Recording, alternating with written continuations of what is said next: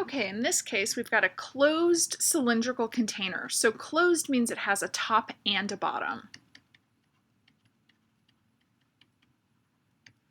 is what our closed means. Cylindrical, well, hopefully we know what cylindrical is. And it holds 333 milliliters of juice. So one thing that you need to know is that 1 liter is equal to 1,000 cubic centimeters. And this is presumed knowledge, not in the formula booklet. So you need to know that.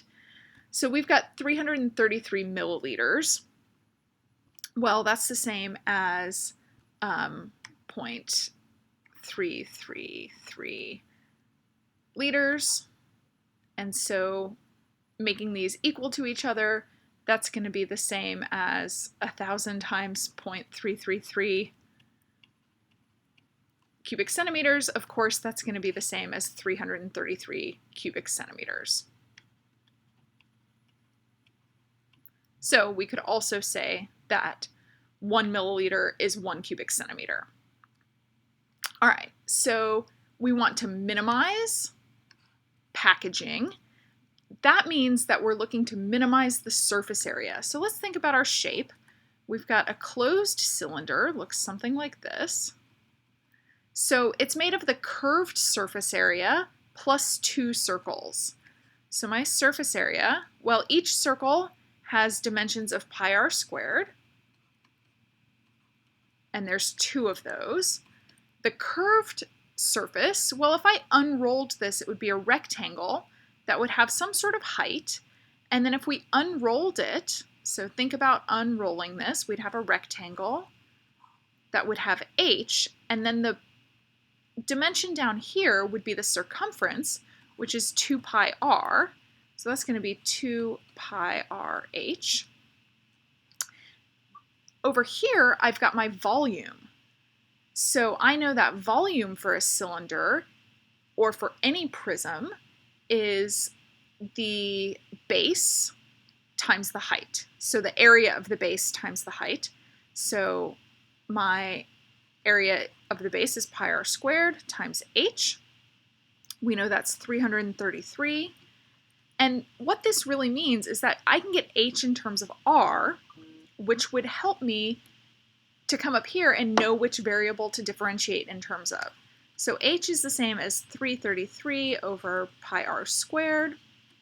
That means my surface area, I could say, is 2 pi r squared plus, all right, my pi's are going to cancel and 1 r is going to cancel. I'll multiply my 2. That's going to give me 666 h over the pi canceled, and I have 1 r remaining. So now I can find the derivative of surface area in terms of the radius, and it doesn't matter. Here I could have isolated for r as well. It would have been much more complicated because I'd have a square root, but it doesn't matter in terms of taking the derivative. With a fixed volume, the relationship between h and r are also going to be fixed.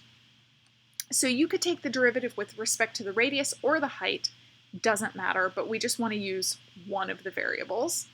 So we're going to get 4 pi r plus, not plus, minus, and why did I write h here? I substituted for h. This is the same as r to the negative 1, so minus 666 over r squared. Now I want to set this equal to 0, so we'll have our min when the derivative is equal to 0. So that's going to give me 4 pi r equals 666 over r squared. I'm going to multiply that r squared to the other side and make that r cubed. So r is going to be equal to the cube root of 666 over 4 pi. That then lets me go back and find h. H is going to be equal to 333 over pi cube root of 666 over 4 pi, and that quantity squared. So of course, I would want to put these into my calculator and get approximate values, because leaving this like this, no one would say build me a cylinder with radius that's a cube root of 666 over 4 pi. Yeah, so go ahead and put that in your calculator, find your dimensions approximately in terms of centimeters.